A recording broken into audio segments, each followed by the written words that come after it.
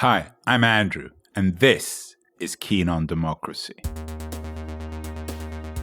A chill is enveloping the world. Everywhere I go these days, the conversation is the same. Everyone is fearful about the fate of democracy in our digital age. The same worried question is on all of our lips. What or who is killing democracy? Everybody wants to know. There's certainly no lack of suspects. Trump, Putin's trolls, Mark Zuckerberg, authoritarian populism, the wall, Viktor Orban, fake news, Brexit, Bolsonaro, surveillance capitalism, Erdogan, Twitter, or, last but certainly not least, the president of the People's Republic of China, Xi Jinping. So what's up with democracy these days? Is it really dying? Or is it simply shedding its industrial analog skin and updating itself for our networked digital age? That's the subject of this podcast series. This is a show featuring conversations about the most important issue of our age with some of the world's most incisive thinkers. I hope it both provokes and enlightens.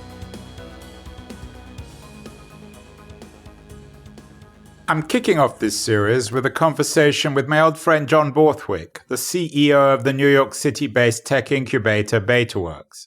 Like me, John is keen on democracy. And like me, he's a generalist, a citizen of the world well-versed in politics, technology, and economics. So this interview, recorded at the Betaworks podcast studio on Manhattan's Lower West Side, is designed to set a broad stage for our conversations over the next few months.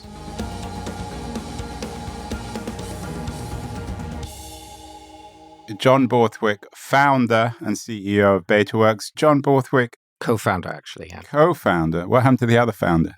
That's a long story. I heard it was a short story. Is democracy in crisis? I think that democracy is in retreat right now, and I do think it's in crisis. I think we went through this period after the Berlin Wall came down, 20, 25 years, which almost formed a generation where democracy was, few people in this country said, was on the march and was, for a whole series of reasons, including technology. I think democracy is now proving to be, in today's world, not the only and maybe not the best means to govern a country. What are the most worrying examples of the contemporary crisis today? I think China, by far. The massive, massive change that we've seen in China in the last 20, 25 years, growth of the middle class, complete sort of rise of China would inevitably lead to a democratic China. And it didn't, and it hasn't. And I remember about 5 years ago, I sort of thought, okay, what's going to do it is urbanization and the environmental smog over the cities. And you had a whole bunch of tension between rural, urban. And you now look at Xi, at least today, and it's always hard to judge history at a single point of time. But I think what you have is somebody who's garnered and gained more power than anybody has in probably 100 years in China. And so I think China's a preeminent example.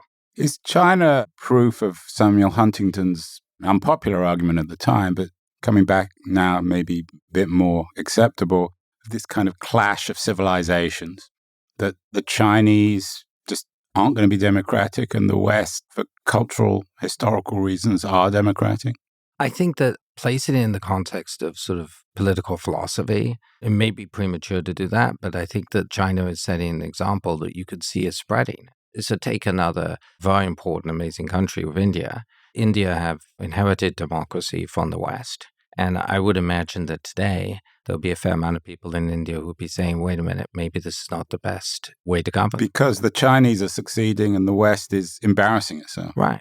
And the Chinese have managed to billion people into an economy, into a rising economy far faster than the Indians have. What is the role of technology, particularly digital technology, in China's very sharp shift away from democracy?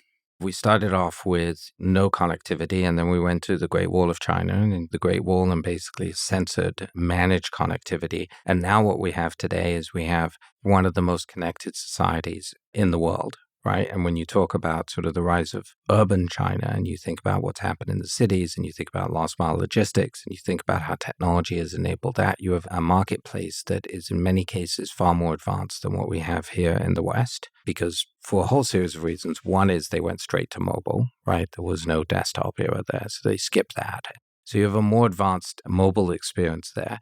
But then coupled with that, I think what's happening when you look at machine learning and now instances of AI and data collection is that you can see that China is positioning itself from a research capital engineering standpoint, a company creation standpoint, to be a leader in the world, and they have a good shot at it. Everyone talked about this jump to mobile as being empowering for the people, but what you're suggesting then is that China's jump to mobile has empowered not the people, but the state with all this surveillance technology. Yeah.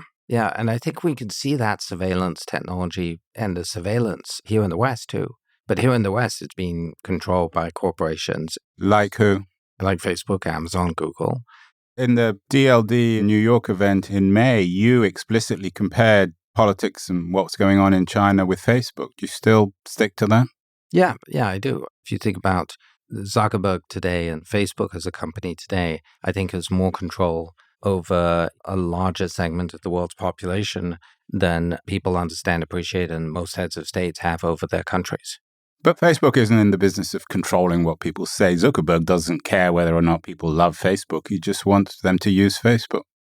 Yeah, but I think that when you control the means of distribution of what people are saying, and by controlling the means of distribution, I'm talking about countries like Sri Lanka or Myanmar, Burma, or Nigeria, these countries who have in 10, 15 years ago had almost no internet connectivity. And now you're seeing sort of 20, 30% of the population being connected to the internet. And almost 100% of that is through Facebook, right? That is control of distribution. And so if you control the distribution point, and then if you think about how the newsfeed is structured and the kind of content that the newsfeed is optimized for, it is a control of voice and it's a control of a population in a very different way than sort of an Orwell or a Chi would have necessarily thought about, but it's a technocratic control of a population. What do you think of Amazon pioneering various kinds of new surveillance technologies? On one hand, I have tremendous respect for these companies and for sort of their ability to innovate at that scale. Just talked about Facebook and Amazon are just innovating in ways that large companies do not typically innovate. You wouldn't make the explicit comparison between Facebook and China, but you wouldn't do it between Amazon and China or Google and China? Look, I think you can draw the parallel. I think that with Facebook, it is more because of its impact on the way that people are actually talking to one another, because it intersects with the conversational flow of how I connect with my tribe, which is inevitably going to be my Facebook influenced or controlled tribe. I think that most of what Amazon's doing is in the purchase sphere. Most of what Google's doing is in the sort of search and discovery sphere. And I think that their impact is lessened for that reason. What do you make of Eric Schmidt's prediction that in 5 or 10 years we're in danger of having two internets, one controlled by China, one by the West? Well, I mean, I think that we already have today. We have a public internet that is under a lot of pressure and I think is shrinking in size from an attention standpoint. You mean the public internet in the West? No, public global internet that is under a whole series of pressure, right? What, companies like what, Wikipedia? And so, yeah, the traditional internet that we know and love, right, that we created and that we built as an open, permissionless platform where I can put something up, I can publish on the edge, you can edit on the edge, and all of that promise that some of us love. Apart from Wikipedia, what other examples of that are there? I mean, there are countless examples, Andrew, right? So, well, give me 5. So Medium and WordPress, Blogger, Twitter and... Twitter, yeah. Yeah, I mean, you like Twitter. Well, the first 3 aren't really particularly important companies, are they? I mean, they're all publishing companies, right? I started with publishing, I said writing, right? And so my experience of the public internet today, in other words, if you look through my clickstream on what I read, it is probably on the public internet, it's probably 30 to 50% Medium. Today, I think we have a public internet that is shrinking in attention. I think we have a series of geographical regional internets, and then I think we have a set of corporate internets, like Facebook. So you don't buy the Schmidt bifurcation of the internet? You think it's more complicated than that? Well, I think it's already happened. So I don't buy that it will happen. I think it's happened now. So we're already there. We're already in the splinternet. Yeah, there's a Russian internet. There's a Chinese internet. I think we've already balkanized. And I think there's a Facebook internet. How does Russia and Putin fit into the narrative of the crisis of democracy? Are they important players or are they just troublemakers, mosquitoes on the body of democracy? Well, I mean, I think that the emerging economies and the transition that China, India, Russia, a set of countries went through in the 90s, in the 2000s, right? I think are instructive for so many other countries who are moving towards modernization, right? Because in the West, the assumption that we can export democracy light into these countries, and I think Russia was the first example of that. You know, if you go back to Yeltsin and if you go back to the period post the Berlin Wall coming down, I remember when the Berlin Wall came down, right? I remember growing up with this sense of Europe being divided. First time I went to East Germany, it was post the Berlin Wall coming down. It was remarkable. The world had suddenly opened up. And I think that with all of that promise. And that's shut down now. The world is no longer open. And that shut down. I think that closed down. I think that Putin has very effectively sabotaged democracy. You go back to Clash of Civilizations. I think the assumption that we've made that it is the natural end state is something that other people are questioning. It may be at some point, but I think that if you sit down with Putin or if you sit down with Xi, I think that they would question that and say, this is a better system and it's working better for us right now. Do you think Russians and Chinese would agree? The typical Russian or Chinese citizen? I don't know. I don't want to speak for them. I have an American friend who's lived in China for the last 15 years, and he thinks it's pretty great. Well, you're an Anglo-Frenchman who has lived in America for 30 years? Yeah. What do you make of what's happening here? Should we be worried about American democracy? Is Trump just a reality television star who sees the stage for 4 years, or are there bigger structural issues here? Look, I think that in the broader swath of history, I believe that the checks and balances that are being built into the system here in the United States will endure. I do think that the politics have been changed by Trump and by what we're going through now, but I'm not sitting here sort of worried about the American or the future of American democracy. I think that will endure. What happens to the Republican Party? I think that part of it will snap back. I've always been fascinated in this country about the inability for third parties to start up. And so I wonder if this could be a window or a time when third parties could emerge. Trump, it's hard to see this, but I think that he's a symptom, not the cause. And I think that the underlying cause here, a lot of it has to do with technology and how technology is transforming society here. So what can technology do to strengthen democracy? It seems to have played a role in undermining it in some ways or weakening it. What can we do in technology to support the future of democracy? Generally, the way we're building things needs to change. Very specifically, it's sort of agile, fast, break things, we'll figure it out later. The Zuckerberg model.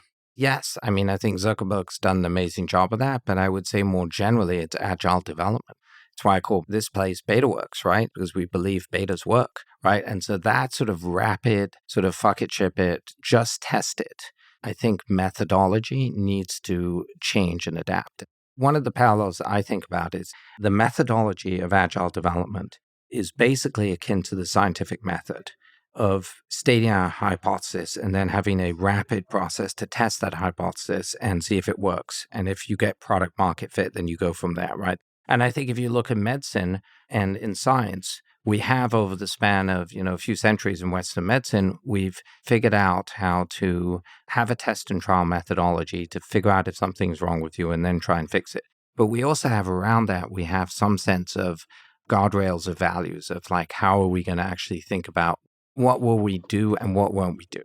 We've got to start thinking about what we won't do, right? So when AI or when we think about biohacking or when we think about brain-machine interfaces, is the what are the parameters or things which you will not do? More regulation, John? I don't think it's necessary. There's some regulation. Self-regulation or government? Government regulation will play a role here because I think there are some things when you talk about CRISPR, when you talk about sort of biology as data, and when you think about sort of like changing the very nature of our species. So there will be some regulatory boundaries that we want to actually define and push up against. But I think that a lot of this is actually about us seeing if we can, as an industry, and so as people who are building things, actually change the process by which we build to insert in there a sense of intentionality and to understand how we can place the human and enabling and expanding human at the center of what we're trying to actually build. So we should be a bit more moral, you mean, in tech? I use the analogy of the bicycle of the mind, which I always love, Steve Jobs. And Jobs was talking about how he was looking through some Scientific American magazines, and there was an analysis of mammals and speed. And the human being was like way behind a whole bunch of mammals in terms of our ability just to move, to run, right? And cougars and the condor was like way out there in terms of speed and efficiency for size of mammal. But then you put a human being on a bicycle and everything changes, right? And so he was talking about the fact that computers are bicycles for the mind. And what I love about that is that it places the human being at the center and says the machine's job is to expand on the human. Us thinking about technology as expanding on the human and thinking about how we can have a little bit more thought into what are the implications of the technology we're building, I think is part of what we need to change as builders. A few years ago in tech, we used to say that politicians need to learn to be more agile.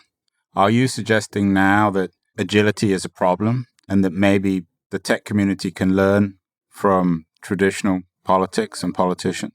That there could be more of a symbiosis between politics and tech? Software is eating societies, so we need to think carefully about what's the society we're going to create out of that.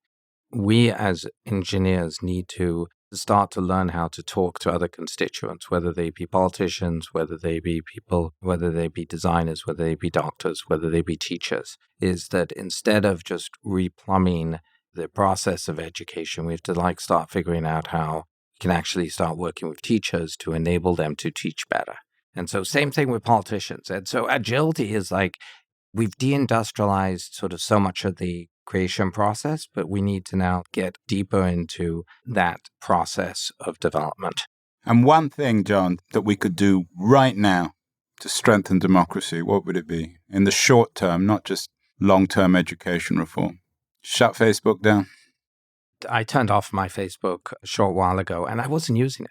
After the Cambridge Analytica thing, I went to Facebook and I downloaded my data and I went through all of my data and I was like, I barely use this service and it is using me for all this data. And the amount of data that was being used there, I was amazed about how much data that they gathered. Me shutting down my Facebook account, the only thing I felt afterwards, before I clicked the button, I felt this sort of sense of panic, like what will this mean? And I felt like, does this really matter? And maybe just keep it. What the fuck? It doesn't matter. And then I just deleted it and I felt a sense of relief as just being a sort of one of those latent burdens that I don't need because I don't have that buzzing in the corner of my notifications or anywhere and I don't need it. Maybe not on deleting Facebook, but deleting something to focus more, to have more attention and perhaps be more responsible as citizens. Yeah. I mean, I was sitting down with a friend yesterday and they had a cigarette warning sticker on the back of their phone. This device can seriously harm your health. And I think these devices have been incredibly enabling, but I also think that they've narrowed and they've changed the way that we live, the way that we communicate in ways far more profound than I think any of us could have imagined.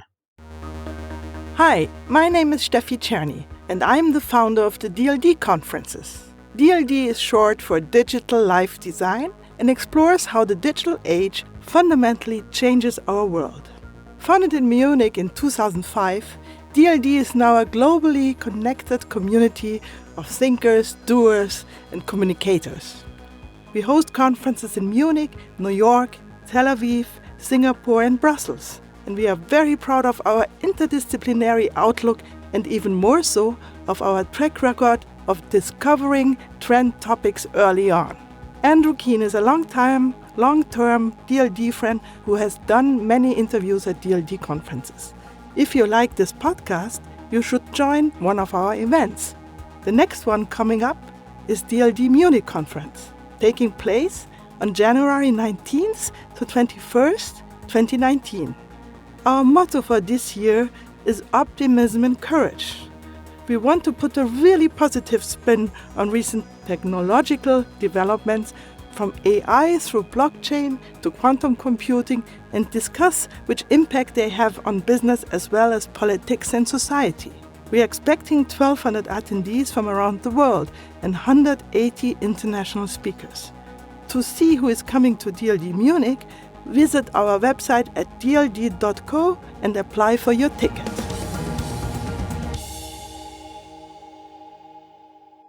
I suggested that John Borthwick might provide us with a broad stage to think about today's crisis of democracy.